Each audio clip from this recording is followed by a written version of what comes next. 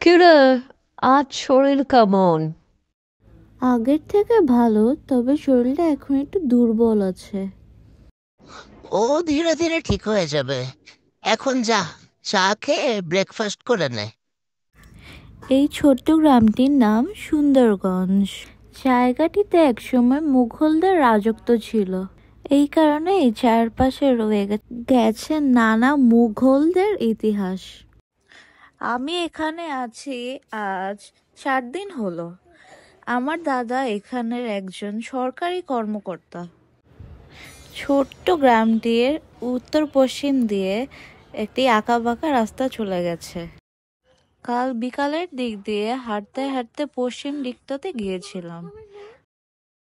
পশ্চিম দিকটায় বাড়ি ঘরদর অনেক বেশি। ভাবছি আজকে একবার উত্তর দিকটা থেকে ঘুরে আসব।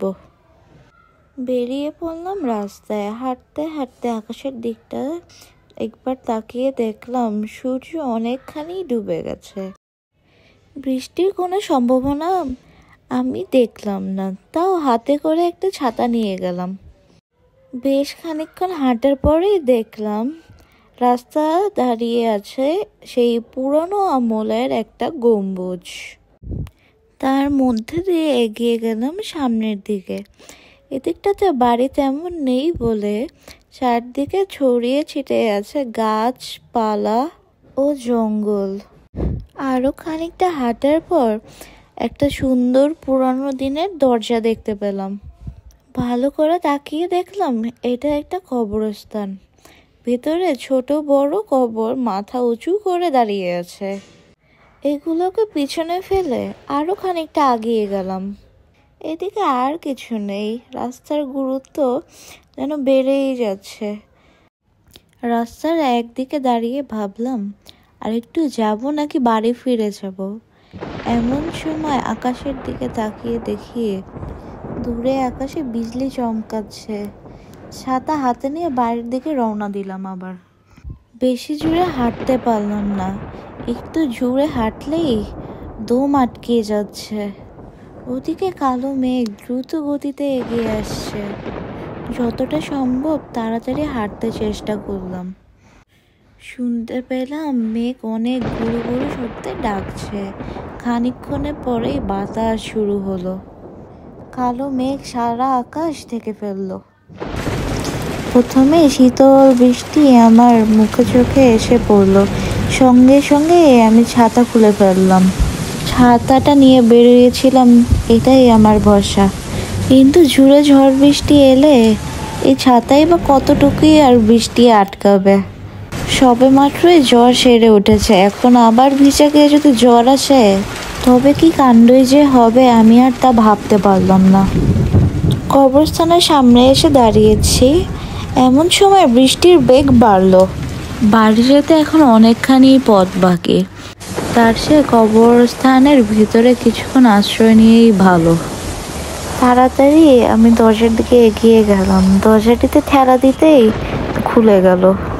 ভিতরে ঢুকেই দেখলাম একদিকে কবর আর একদিকে বিশাল আকৃতির একখানা প্রাসাদের মতো। তার মধ্যে গিয়ে আশ্রয় নিলাম। আশ্রয় নেওয়ার মাত্রই আরো জোরে বৃষ্টি শুরু হলো, তার সাথে বিদ্যুৎ চমকানো। আমি গম্বুজের এক কোণে দাঁড়িয়ে রইলাম। চারিদিকে দেখে মনে হচ্ছে সন্ধ্যা হয়ে গেছে। মাঝে মধ্যে বাইরের ঠান্ডা বাতাসে আমার অসুস্থ শরীর কেঁপে কেঁপে উঠছে। এইভাবেই অনেকক্ষণ কেটে গেল। বৃষ্টি এখন একটু কমে এসেছে। পিছনে শুনতে পেলাম দুম করে কিসের একটা শব্দ হলো। শব্দটা আসলো কাঠের দরজার পিছের থেকে। সেখানে এগিয়ে যেতেই দেখলাম দরজাটা ভিতর থেকে কেউ ঠেলা মারছে। কেউ যেন দরজাটাকে খুলবার চেষ্টা করছে। আমি জিজ্ঞেস করলাম, দরজার ওপারে কে? দরজার ওপারে কে? কোনো জবাব এলো না। একটু পরেই পিছন থেকে একটা কান্নার শব্দ শুনতে পেলাম। পিছনে ফিরে দেখি কান্নার শব্দটা আসছে কবরের দিক থেকে।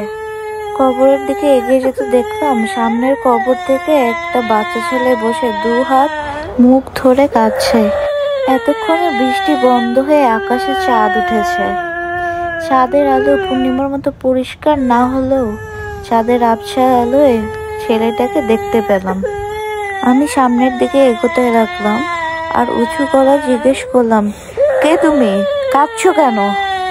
কোনো জবাব নেই। আহা, তুমি কাঁদছো কেন? কি হয়েছে আমাকে বলো। বাচ্চা ছেলেটা ধীরে ধীরে মুখ উঁচু করলো। ওর মুখের উপর থেকে হাত দুটো নামাতে দেখি বাচ্চা ছেলেটার চোখ বলে কিছু নেই, তার চোখের ভেতর থেকে রক্ত ঝরে পড়ছে। এ দৃশ্য দেখে আমি দুপা পিছনে ফিরে আসলাম। আমি কি দেখছি? ধ্রুবল চিন্তায় ভয়ে আমার অসুস্থ শরীর শিউরে উঠল বেশ কয়েকবার। এমন সময় পিছের দরজা থেকে কেউ অনেক জোরে ঘা দিল এবং আবার এক প্রচন্ড ঘা। এভাবেই ঘা পড়তে লাগলো তালা বন্ধ দরজার উপর। সামনের দিকে তাকিয়ে দেখলাম সেই বাচ্চা ছেলেটি দরজার দিকে আঙ্গুল তুলে বলছে, হে হে হে হে হে হে, ও আসছে, ও আসছে, ও আসছে, আসছে। ও ওকে ওকে কবরের কবরের শয়তান।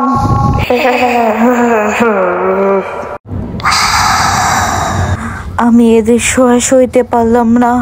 দৌড়ে ছুটে গেলাম কবরস্থান থেকেই। অনেক জোরে দৌড়াতে লাগলাম। দৌড়াতে দৌড়াতে জ্ঞান হারিয়ে পড়ে গিয়েছিলাম। ওই ছেলেটির ভয়ঙ্কর চোখগুলো আজও মাঝে মাঝে আমার ঘুমের মাঝে ভেসে ওঠে।